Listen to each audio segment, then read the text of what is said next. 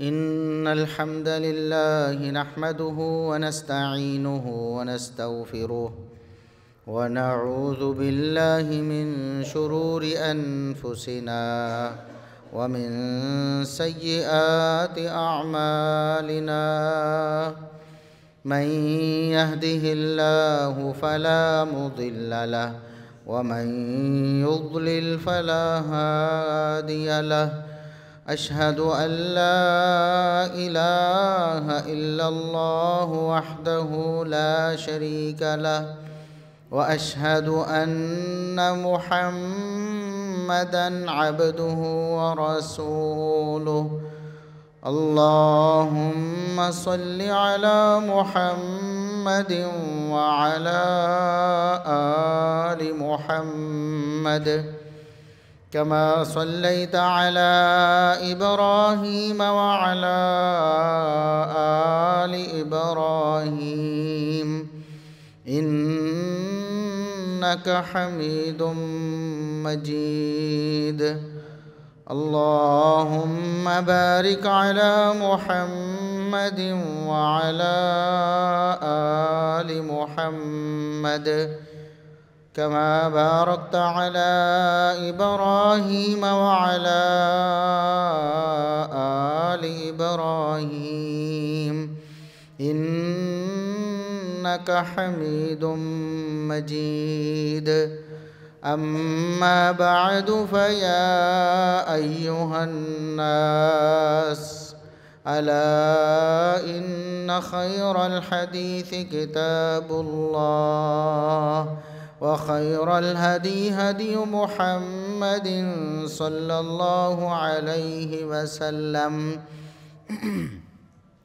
وشر الأمور محدثاتها وكل محدثة بدعة وكل بدعة ضلالة أعوذ بالله السميع العليم من الشيطان الرجيم من همزه ونفخه ونفثه بسم الله الرحمن الرحيم قل لئن اجتمعت الإنس والجن على أن يأتوا بمثل هذا القرآن لا يأتون بمثله ولو كان بعضهم لبعض ظهيرا۔ انتہائی قابل احترام بزرگوں، عزیز نوجوان ساتھیوں، معززات و مکرمات اسلامی ماں اور بہنوں، ہر قسم کی حمد و ثنا، تعریف و تمجید، کبریائی، بڑائی، رفعت و عظمت اللہ رب العزت کے لیے جو پوری کائنات کا خالق و مالک ہے۔ بے شمار لا تعداد بے حد و حساب درود و سلام پیغمبر آخر الزماں، محسن انسانیت، محسن کائنات جناب محمد الرسول اللہ صلی اللہ علیہ وسلم کی ذات اقدس پر۔ تمام مسلمانوں کو یہ بات معلوم ہے کہ حالیہ دنوں میں قرآن کریم کی توہین اور بے حرمتی کا واقعہ رونما ہوا ہے، اور یہ مسلسل واقعات بہت عرصے سے رونما ہو رہے ہیں۔ ان دنوں میں بھی رونما ہوئے، پھر نبی کریم صلی اللہ علیہ وسلم کی ناموس پر بھی حملے ہوتے رہتے ہیں۔ قرآن کریم سے لوگوں کی دشمنی کیا ہے اور کیوں ہے؟ لوگ قرآن کریم کی توہین کے درپے کیوں ہوتے ہیں؟ معاذ اللہ قرآن کریم کو جلانے کی ناپاک کوشش کیوں کرتے ہیں؟ اور اس پر مسلمانوں کا لائحہ عمل کیا ہونا چاہیے؟ مسلمان کیا کریں کہ ایسے واقعات کی روک تھام ہو سکے؟ انہی باتوں کے گرد آج کا خطبہ جمعۃ المبارک ہوگا۔ اللہ رب العزت کا یہ آخری پیغام، اللہ رب العزت کا کلام قرآن کریم، یہ ایک بہت بڑا معجزہ ہے۔ یہ ایسی کتاب ہے جس نے پوری انسانیت کو قرآن کریم کے دشمنوں کو، اللہ اور اس کے رسول صلی اللہ علیہ وسلم کے مخالفوں کو لاجواب بے بس کر دیا ہے۔ وہ اتنے پریشان ہیں، اس قدر عاجز ہیں، لاچار ہیں کہ ان کے پاس صرف یہی ایک ہتھ کنڈا رہ گیا ہے کہ وہ قرآن کریم کی بے حرمتی کرنے کے درپے ہو جائیں،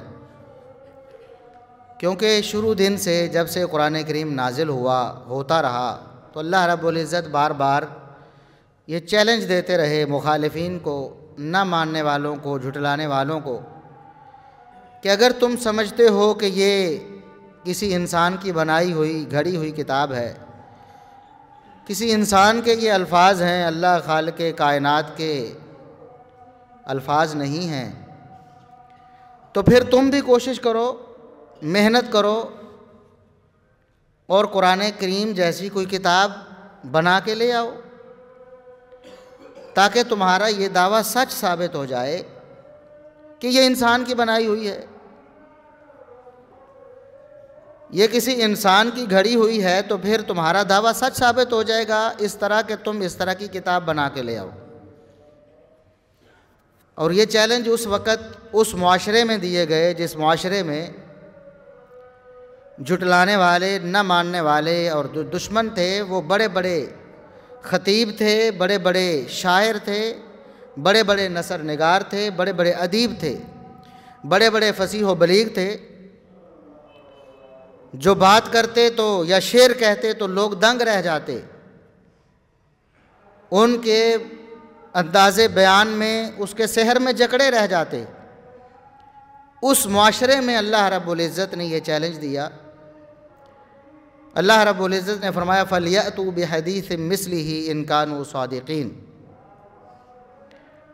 سورہ طور میں فرمایا کہ اگر یہ سچے ہیں، یہ کہتے ہیں کہ محمد صلی اللہ علیہ وسلم نے اس قرآن کو خود بنا لیا ہے، یہ اللہ رب العزت کا کلام نہیں ہے، یہ خالق و مالک کائنات کا کلام نہیں ہے، تو پھر وہ اسی طرح کا کلام لے کر آئیں، اسی طرح کی کتاب لے کر آئیں اور اپنے سچے ہونے کو ثابت کر دیں، اپنی صداقت کی دلیل لے کر آئیں کہ اس طرح کی کوئی کتاب لے کر آئیں۔ لیکن سارے کفار، سارے مشرکین، سارے ادیب، سارے شعراء، سارے فصیح و ادیب جو لوگ تھے، سارے بے بس اور عاجز اور لاچار ہو گئے، قرآن کریم جیسی کتاب لانے سے قاصر رہے۔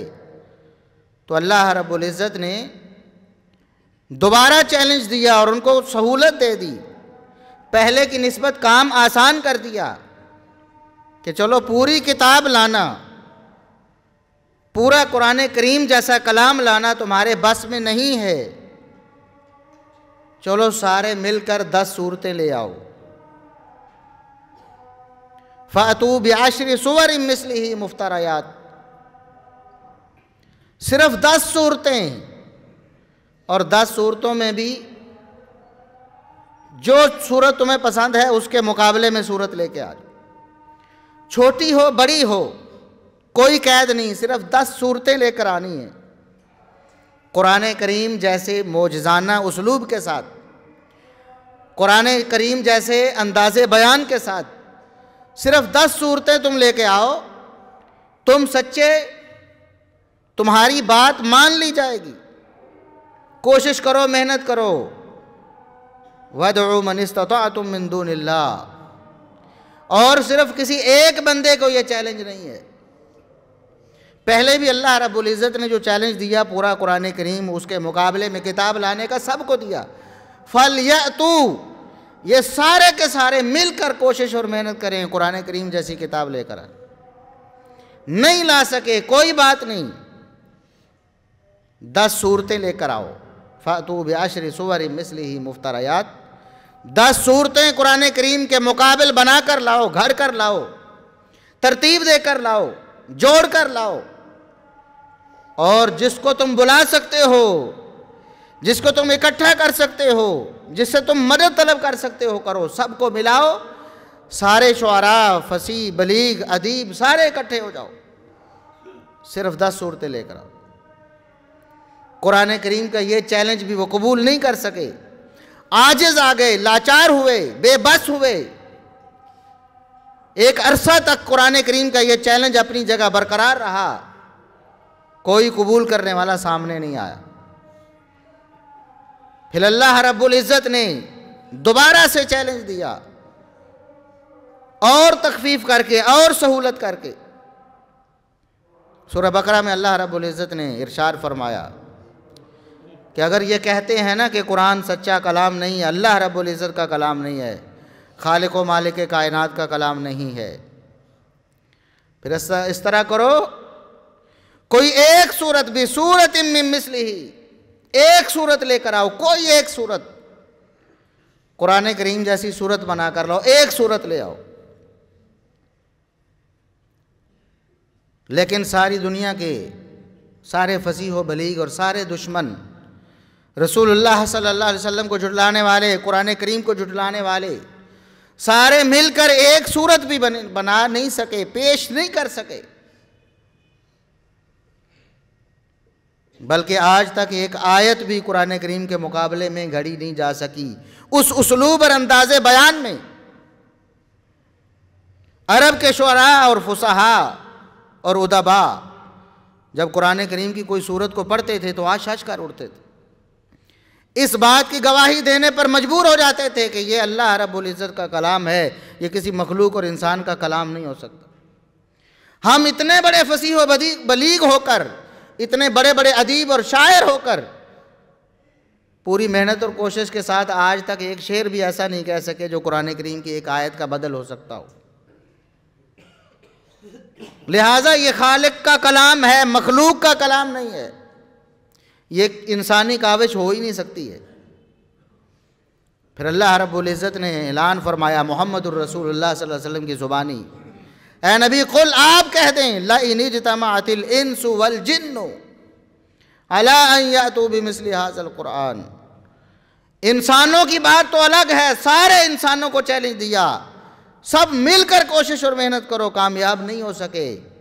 فرمایا یہ اپنے ساتھ جنوں کو بھی ملا لے، قُل لَإِنِ اجْتَمَعَتِ الْإِنسُ وَالْجِنُّ، سارے انسان جمع ہو جائیں، اللہ کے دشمن، رسول اللہ صلی اللہ علیہ وسلم کو جھٹلانے والے، قرآن کے دشمن سارے جمع ہو جائیں، قرآن کو جھوٹی کتاب کہنے والے سارے جمع ہو جائیں، اور اپنے ساتھ سارے شریر جنوں کو ملا لیں، سب مل جائیں، مل کر کوشش اور محنت کریں، لا یأتون بمثلہ، قرآن کریم جیسی کتاب، قرآن کریم جیسا کلام بنا نہیں سکتے ہیں۔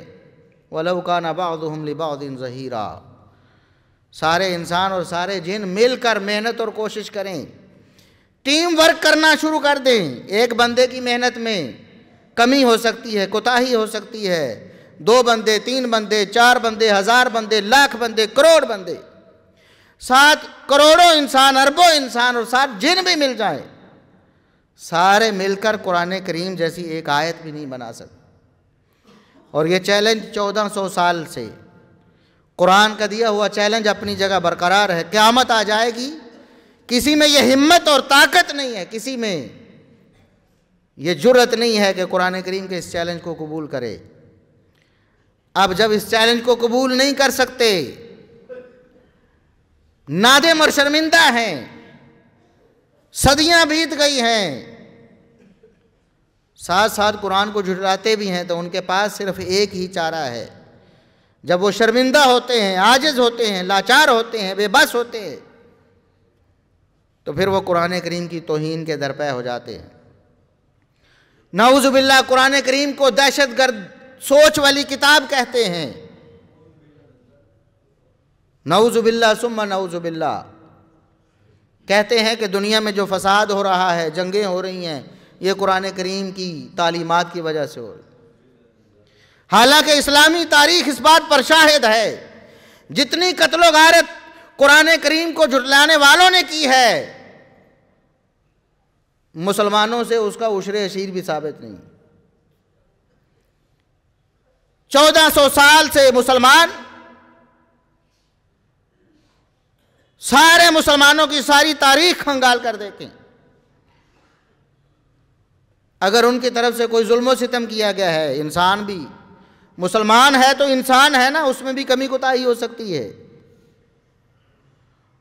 اس میں بھی سوچ کی خرابی ہو سکتی ہے، اس کے اندر بھی ظلم و ستم آ سکتا ہے۔ تاریخ اسلام کے سارے مسلمانوں کا سارا ظلم جمع کر لیں، اگر کسی نے کیا ہے، یا وہ بھی جو عین حق اور ثواب تھا تم نے اسے ظلم ڈکلیئر کیا، اس کو بھی ساتھ جمع کر لو، تمہارے ایک ایک شخص کے ظلم سے مقابلہ اور موازنہ کرو پوری تاریخ اسلام کا، تم شرمندہ ہو کے رہ جاؤ گے۔ ایک ایک شخص نے، ایک ایک حکمران نے، جو قرآن کو جھٹلانے والا تھا، اس نے اتنے ظلم کیے، انسانی تاریخ شرمندہ ہے اس پر۔ ایک ایک شخص نے بے شمار لاکھوں کروڑوں انسانوں کا خون کیا اس نے، اور اپنے آپ کو مہذب کہنے والے، اپنے آپ کو معتدل اور روشن خیال کہنے والے مغرب کا یہ چہرہ ہے، دنیا نے اپنی آنکھوں سے دیکھا اور اس کے اثرات آج تک بھگت رہی ہے انسانیت۔ یہ جاپان پر ہونے والے ایٹمی حملے آپ لوگوں کے سامنے ہیں، کتنی انسانیت کو ایک لمحہ بھر میں، ایک لمحے میں صفحہ ہستی سے مٹا دیا گیا۔ اور صرف یہی ظلم نہیں ہوا کہ مرنے والے مر گئے، ان کی نسلیں آج بھی جو بچے ہیں، ان کی نسلوں میں آپ کو اس ایٹمی دھماکے کے اثرات نظر آئیں گے، ان کی شکل و صورت میں بھی، ان کی اولاد میں وہ ساری چیزیں منتقل ہو رہی ہیں۔ زمین گواہی دے رہی ہے آج تک کہ یہاں قرآن کے دشمنوں نے ظلم و بربریت کی انتہا کر دی ہے۔ اپنا ظلم نظر نہیں آتا، قرآن کا قصور کیا ہے؟ قرآن آیا تو قرآن نے انسان کو انسانی مقام دیا، انسانیت کو شرف دیا۔ وَلَقَدْ كَرَّمْنَا بَنِي آدم، اللہ رب العزت فرماتے ہیں، قرآن کہتا ہے، اللہ فرماتا ہے، ہم نے آدم کے بیٹوں کو عزت بخشی ہے۔ انسانی جان کا تحفظ، انسان کی عزت کا تحفظ، انسان کے جسم کا تحفظ، انسان کے مال و دولت کا تحفظ، یہ قرآن نے تصور دیا۔ جس معاشرے میں قرآن نازل ہوا، جن حالات میں قرآن نازل ہوا، اندھیرا ہی اندھیرا تھا، ظلم ہی ظلم تھا، انسانوں سے، جانوروں سے بھی بدتر سلوک کیا جاتا تھا۔ آپ کو پتا ہے کہ لوگ اپنے گھوڑوں کو بڑے ناز اور نخروں سے پالتے تھے، آج بھی پالتے ہیں نا، جانوروں کو ان کو عزت دیتے تھے، اور انسانوں کو غلاموں کی صورت میں ان کا استحصال کیا جاتا تھا، بدترین سلوک کیا جاتا تھا ان سے، انسانیت سوچ سلوک کیا جاتا تھا۔ قرآن آیا، اللہ رب العزت کا پیغام نازل ہوا، وَلَقَدْ كَرَّمْنَا بَنِي آدم، ہم نے بنو آدم کو، آدم کے بیٹوں کو ہم نے عزت بخشی ہے۔ پھر صاحب قرآن محمد الرسول اللہ صلی اللہ علیہ وسلم نے ایسی اصلاحات نافذ کی اللہ رب العزت کی وحی سے، وہ جن سے جانوروں سے بدترین سلوک ہوتا تھا، اللہ رب العزت نے ان کو آزاد لوگوں کے مقابلے میں بھی زیادہ نمایاں حیثیت دے دی۔ محمد الرسول اللہ صلی اللہ علیہ وسلم نے فرما دیا، جس کے پاس غلام موجود ہیں، جس کے پاس بھی غلام ہے یا وہ غلام رکھتا ہے، اس کے لیے یہ لازم ہے کہ جو وہ خود پہنتا ہے وہ اس کو بھی پہنائے گا۔ جو کپڑے جس معیار کے اس نے خود پہنے ہیں، اس کا غلام بھی اسی معیار کے کپڑے پہنے گا۔ جو وہ خود کھاتا ہے اس کو بھی کھلائے گا۔ جس معیار کا کھانا، جس لیول کا کھانا اس کے گھر میں تیار ہوتا ہے، خود اس کے کھانے کے لیے اس کا غلام بھی وہ کھائے گا۔ اس لیے قرآن کے دشمن ہو تم، اس لیے صاحب قرآن کے دشمن ہو۔ بتاؤ انسانی تاریخ میں ایسا باوقار اور ایسا معزز طریقہ اور اسلوب کس نے اختیار کیا؟ اپنے بچوں کو وہ نہ کھلاؤ تو کوئی قدغن نہیں جو خود کھاتے ہو، اپنے بچوں کو وہ نہ پہناؤ جو خود پہنتے ہو تو کوئی قدغن نہیں۔ لیکن غلام جن کا معیار زندگی اتنا پست کر دیا گیا تھا کہ جانوروں سے بھی بدتر ہو گیا تھا، محمد الرسول اللہ صلی اللہ علیہ وسلم نے، صاحب قرآن نے ایک فرمان کے ذریعے ان کا معیار زندگی معزز اور اشرف ترین انسانوں کے برابر کر دی۔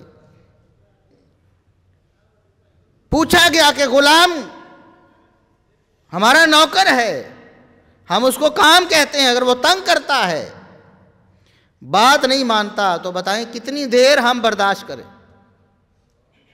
کب تک ہم برداشت کریں؟ 1 دفعہ، 2 دفعہ، 10 دفعہ؟ فرمایا 70 دفعہ بھی۔ اگر وہ کوتاہی کرتا ہے تو تم نے برداشت کرنا ہے، اس پر ظلم و ستم روا نہیں ہے۔ فرمایا اگر اس کے ذمہ کام وہ لگا دیتے ہو جو اس کے بس میں نہیں، زیادہ ہے، بوجھ ہے مثال کے طور پر، وہ نہیں اٹھا سکتا، فرمایا اس کے ساتھ مل کر تم اٹھاؤ، ورنہ تم مسلمان ہی نہیں ہو، تمہارا اسلام کہاں ہے؟ انسانیت کو شرف دیا محمد الرسول اللہ صلی اللہ علیہ وسلم نے، صاحب قرآن نے۔ قرآن نازل ہوا انسانی حقوق کے لیے، اور ایسا انوکھا اور ایسا اچھوتا طریقہ تھا کہ بغیر غلامی پہ پابندی لگائے غلامی کو ختم کر۔ اسلام نے غلامی پہ اس طرح پابندی نہیں لگائی بھی سارے غلام آزاد کر دو، بس آج کے بعد غلامی ختم۔ ایسا ہوتا تو انسانوں میں افراتفری مچ جاتی، لوگوں کے کاروبار ختم ہو جاتے، ایک بڑا لمبا سلسلہ روزگار کا جو غلاموں سے منسلک تھا ختم ہو جاتا۔ ایسے نہیں کیا اسلام نے، قرآن نے، صاحب قرآن نے۔ قرآن نے کہا اگر تم سے یہ غلطی ہو گئی تو غلام آزاد کرو، اور ایسی پابندی لگائی تمہارے پاس جتنی بھی مال و دولت ہے، تمہارے پاس آپشنز ہیں۔ ایک آپشن ہے تم نے یہ جرم کیا ہے، یہ غلطی کی ہے، غلام آزاد کرنا، ایک آپشن۔ دوسری آپشن اتنے پیسے خرچ کرنے ہیں، غریبوں یتیموں مسکینوں پر کھانا کھلانا ہے۔ تیسری آپشن ان کو کپڑے پہنانے ہیں غریبوں یتیموں مسکینوں کو۔ چوتھی آپشن اگر یہ کچھ بھی نہیں کر سکتے، مال و دولت نہیں، کنگال ہو، فقیر ہو، تو روزے رکھو گے، اتنے روزے رکھو گے۔ کیا انسانیت کی خدمت کی ہے قرآن نے۔ ان چاروں آپشنز میں سے پہلی آپشن کو لازم کر دیا کہ یہ اختیاری نہیں ہے، غلام کو آزاد کرنا اختیاری نہیں ہے۔ تم سے یہ غلطی ہوئی، اگر غلام ہے تو غلام آزاد کرنا ہے، جتنا مرضی مال ہے تم اس کے بدلے میں مال نہیں دے سکتے، غلام آزاد کرو۔ کچھ سلسلوں میں، کچھ معاملوں میں آپشن بھی دے دی، کچھ معاملوں میں یہ لازم کر دیا کہ غلام ہی آزاد کرنا۔ بس غلاموں کی آزادی کے فضائل بیان کیے، غلاموں کے حقوق اتنے بنا دیے کہ ایک مسلمان یہ سمجھنے لگا کہ اتنے ہی حق دینے ہیں تو اس کو آزاد کر دیں۔ اسلام نے یہ اعزاز بخشا ہے انسانیت کو۔ تم غلامی کی زندگی بسر کرتے، محکومی کی زندگی بسر کرتے تھے، قرآن نے تمہیں آزاد کیا۔ آج اس چیز کی سزا دینا چاہتے ہو قرآن کو، اس لیے جلانا چاہتے ہو۔ عورتوں سے بدترین سلوک ہوتا تھا، انسانیت سوز سلوک ہوتا تھا۔ اسلام نے، قرآن نے ان کو حق دیا جینے کا۔ وَإِذَا الْمَوْعُودَةُ سُئِلَتْ بِأَيِّ ذَنبٍ قُتِلَتْ، بچیوں کو زندہ درگور کیا جاتا تھا اور ان کا کوئی پرسان حال نہیں تھا سوائے قیامت کے کہ اللہ رب العزت نے پوچھنا ہے اس زندہ درگور کی گئی بچی سے، بتاؤ تمہارا قصور کیا تھا۔ ایسا معاشرہ تھا، دنیا میں کوئی پوچھنے والا نہیں، بے دریغ قتل کیا جاتا تھا بچیوں کو، پیدا ہوتے ہی گلا گھونٹ دیا جاتا تھا، بعد میں قتل کر دیا جاتا، کوئی زندہ رہتی تو اس کے ساتھ بدترین سلوک ہوتا تھا، اس کے ملکیت کا کوئی حق نہیں، عورت مالک نہیں بن سکتی، اس کو وراثت نہیں مل سکتی، اس کو کوئی زمین جائیداد نہیں مل سکتی۔ قرآن نے حق دیا، قرآن نے کہا وراثت کو تقسیم کرنا ہے، جائیداد کو تقسیم کرنا ہے کسی کے مرنے پر، فرمایا عورتوں کو حق پہلے دینا ہے، مردوں کو بعد میں دینا۔ لِلذَّكَرِ مِثْلُ حَظِّ الْأُنثَيَيْنِ، یہ ایسا سنہری جملہ ہے، یہ قرآن کی حقانیت کا منہ بولتا ثبوت ہے۔ قرآن نے کہا مردوں کو حصہ دینا ہے کتنا؟ عورتوں کے حصے کے ڈبل، یعنی عورتوں کو دو گے تو مردوں کو حصہ ملے گا۔ عورتوں کا حصہ پہلے ہے، مردوں کا بعد میں ہے۔ پھر ماں ہونے کے اعتبار سے ایسا عزت والا، ایسا مقام عطا فرمایا، ایسا شرف عطا فرمایا۔ فرمایا ماؤں کے تو قدموں میں جنت ہے۔ پوچھنے والے نے پوچھا دنیا میں میرے حسن سلوک کا سب سے بہترین مستحق فرد کون سا ہے؟ فرمایا تمہاری ماں ہے۔ پھر پوچھا کون ہے؟ پھر ماں ہے۔ پھر پوچھا کون ہے؟ پھر ماں ہے۔ پھر پوچھا چوتھے درجے پر، فرمایا تمہارا باپ ہے۔ بیٹی ہونے کے اعتبار سے لوگ زندہ درگور کرتے تھے، اسلام نے آ کر بیٹی کو فخر بنا دیا۔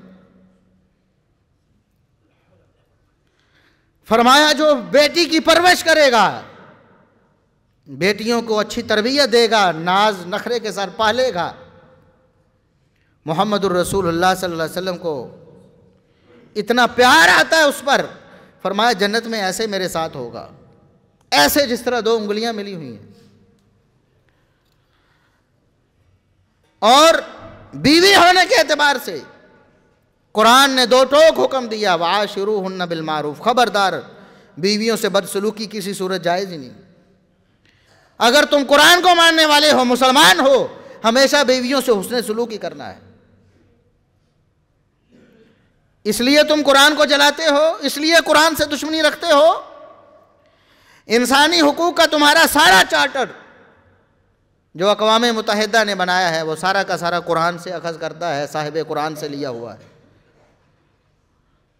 تم نے ابھی کچھ عرصہ پہلے پچھلی صدی میں اس کو منظور کیا ہے نا، 1400 سال پہلے اس چارٹر کو بڑی تفصیل اور توضیح کے ساتھ اللہ کے رسول صلی اللہ علیہ وسلم نے، صاحب قرآن نے پیش کر دیا تھا۔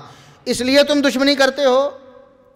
تمہارے اپنے لوگوں نے، کفار نے، جو مسلمان نہیں تھے لیکن غیر جانبدار تھے، محققین اور مصنفین، انہوں نے یہ بات لکھی برملا، کئی ایک مصنفین اور محققین نے جو مسلمان نہیں تھے، جادو وہ جو سر چڑھ کر بولے، انہوں نے کہا قرآن ایسی کتاب ہے جو اس کو دہشت گردانہ سوچ جوڑتے ہیں وہ ویسے بدھو اور بے عقل بے وقوف ہے، یا معاند اور دشمن ہے، یہ غیر مسلم لکھ رہے۔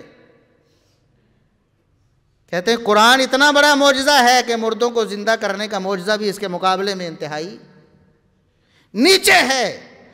قرآن نے تو پوری انسانیت کو زندہ کر دیا ہے۔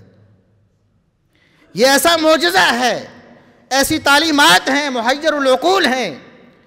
تمہارے سائنسدانوں نے، قرآن پڑھنے والے سائنسدانوں، مسلمان سائنسدانوں سے اپنے علوم لیے، ان کی کتابوں کو، قرآن کے ماننے والوں کی کتابوں کو ترجمہ کر کے تم نے ایک پوری پلاننگ کے ساتھ مسلمانوں کی کتابوں کو دریا برد کیا، سمندر برد کیا، ان کو ختم کیا، جلایا پوری پوری لائبریریوں کو، پورے پورے کتب خانوں کو،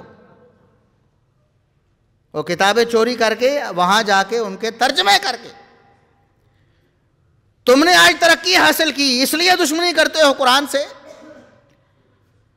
آج بھی تمہارے سائنسدان اس بات کو، اس حقیقت کو مانتے ہیں کہ 1400 سال پہلے جو قرآن نے بتا دیا تھا، آج بھی انسانیت اس کو ڈسکور کر رہی ہے۔ سائنسدان اس کو، ان حقائق کو آج دریافت کر رہے ہیں جو قرآن نے صدیوں پہلے بتا دیے تھے، جب کوئی لیبارٹری نہیں تھی، جب کوئی سائنس اور ٹیکنالوجی کی ترقی نہیں تھی، جب اس طرح کا کوئی سامان نہیں تھا کہ انسانیت کے جسم کے، انسانوں کے جسم میں گھس کر دیکھا جائے، سوائے چیر پھاڑ کے کوئی طریقہ نہیں تھا۔ اس وقت قرآن نے انسانیت کی تخلیق، بچے کی تخلیق کے سارے مراحل بیان کیے، سارے مراحل تفصیل کے ساتھ بیان کیے۔ آج بھی تمہارے سائنسدان اس بات کو مانتے ہیں، اور اس لیے دشمنی کرتے ہو قرآن سے۔ کیا قصور کیا ہے قرآن نے؟ اگر تمہارے پاس ہمت اور جرأت تھی تو قرآن کے چیلنج کو قبول کرتے۔ قبول کرتے چیلنج کو، قرآن جیسی معجزانہ کتاب لے کے آتے یا قرآن کریم پر کوئی علمی اعتراض کرتے، ہمارے علماء اور اسکالر تمہیں منہ توڑ جواب دیتے جس طرح ہمیشہ سے دیتے چلے آئے ہیں۔ تم نے قرآن کو جلا کر اپنی بھڑاس نکالنے کی کوشش کی ہے۔ تمہارے پاس کیا جواز ہے قرآن کریم کی بے حرمتی کرنے کا؟ اور آج حکومتیں خود سہولتیں مہیا کرتی ہیں ایسے بدبختوں کو، خود سہولتیں مہیا کرتی ہیں۔ آپ نے ویڈیو دیکھی ہے بہت سے لوگوں نے کہ باقاعدہ پولیس، باقاعدہ حصار میں، باقاعدہ سیکیورٹی میں یہ کام ہو رہا ہے۔ جس طرح ہمارے ہاں کوئی احتجاج ہوتا ہے تو سیکیورٹی حکومت دیتی ہے، پولیس آتی ہے تاکہ کوئی ان کو پریشان نہ کرے، باقاعدہ ایسے منصوبہ بندی کے ساتھ کیا۔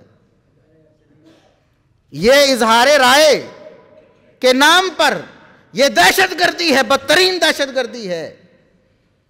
آج انسانوں کی بنائی ہوئی کتابیں، یہ پمفلٹ، یہ براؤشر، یہ آئین کیا ہیں؟ انسانوں کے بنائے ہوئے، جن کو بعد میں انسان تبدیل بھی کر دیتے ہیں۔ 2/3 اکثریت سے بنائے ہوئے قانون، لکھی ہوئی دستاویز جو پورے باشندوں کے اتفاق سے نہیں ہوتی بلکہ کثرت رائے سے، اور وہ بھی نمائندگان، ہو سکتا ہے کہ اس وقت وہ اپنی اتھارٹی کھو چکے ہوں، زبردستی بیٹھے ہوئے ہوں، عوام کا اعتماد اڑ چکا ہو، قانون بن گیا انسانوں کا بنایا ہوا، اور وہ بھی سارے انسانوں کا نہیں، بظاہر اکثریت کا بنایا ہوا، اور ایسا قانون اور ایسا آئین جس میں بعد میں تبدیلی ہو جاتی ہے، اس کو سرے سے ختم بھی کیا جاتا ہے، اس میں اضافہ بھی کیا جاتا ہے، اس میں کمی بھی کی جاتی ہے۔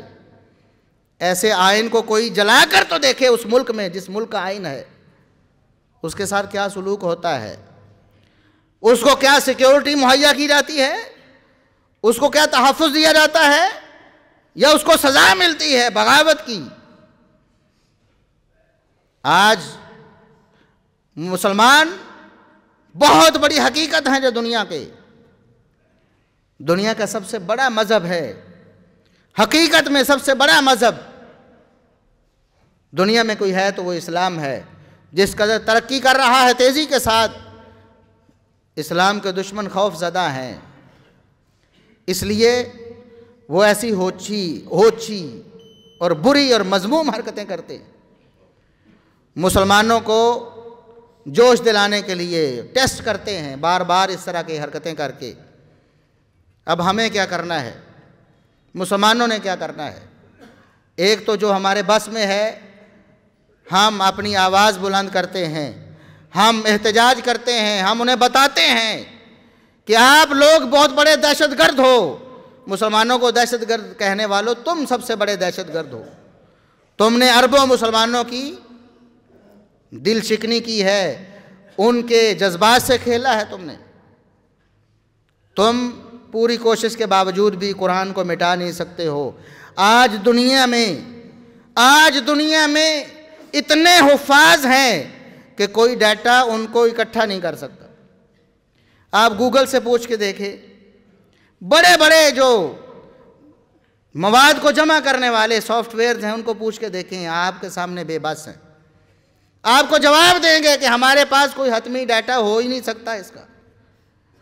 صرف آپ کے ملک پاکستان میں ملینز یعنی کروڑوں حفاظ ہیں، کروڑوں حفاظ آپ کے صرف ایک ملک پاکستان۔